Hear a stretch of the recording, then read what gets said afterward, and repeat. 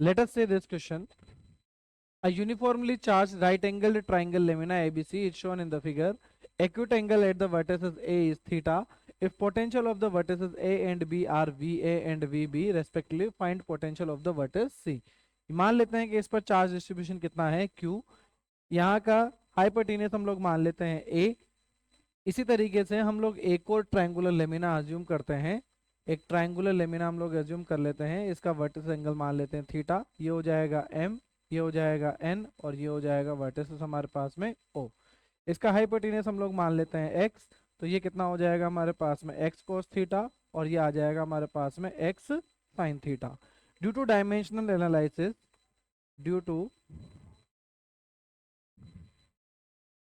Dimensional analysis we know that potential is proportional to q by x. तो अगर a point का m point का हम लोग निकालना चाहें तो vm हमारे पास हो जाएगा c1, एक कांस्टेंट मान लेते हैं q by x, और n पॉइंट का c पॉइंट ये o पॉइंट मान लेते हैं. o पॉइंट का पोटेंशियल हमारे पास हो जाएगा c2 q by x. c1 और c2 आर द कांस्टेंट. हमें पता है कि यहाँ पर टोटल डिस्ट्रीब्यूटेड चार्ज हमारे पास कितना है q. तो q इज प्रोपोर्शनल टू हो जाएगा हमारे पास में एरिया, और एरिया प्रोपोर्शनल टू हो जाएगा हमारे पास में एक्स स्क्वायर. क्योंकि अगर हम लोग एरिया निकालना चाहें तो एरिया इज इक्वल्स टू आएगा हमारे पास में x cos theta into x sine theta. तो यहाँ से भी पता चल रहा है कि एरिया इज प्रोपोर्शनल टू क्या है x square.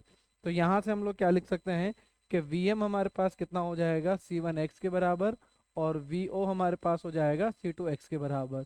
Same as in triangle ABC की बात करें तो यहाँ पर x क्या था हमारे पास में हाइपोटेनियस.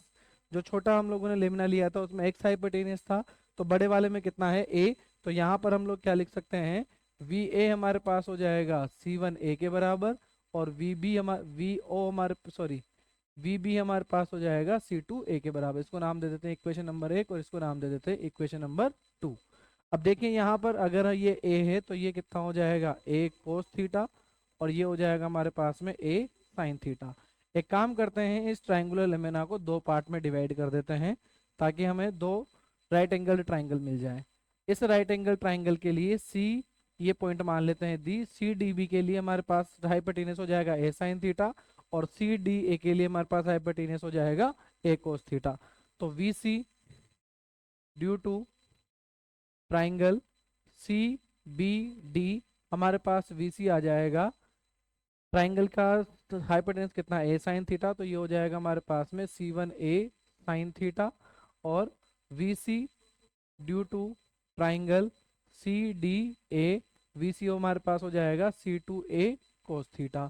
तो नेट वोल्टेज पोटेंशियल डिफरेंस हमारे पास कितना हो जाएगा, net potential at C VC is equals हो जाएगा हमारे पास C1A साइन थीटा प्लस दूसरा जोड़ोगे तो C2A कोस थीटा.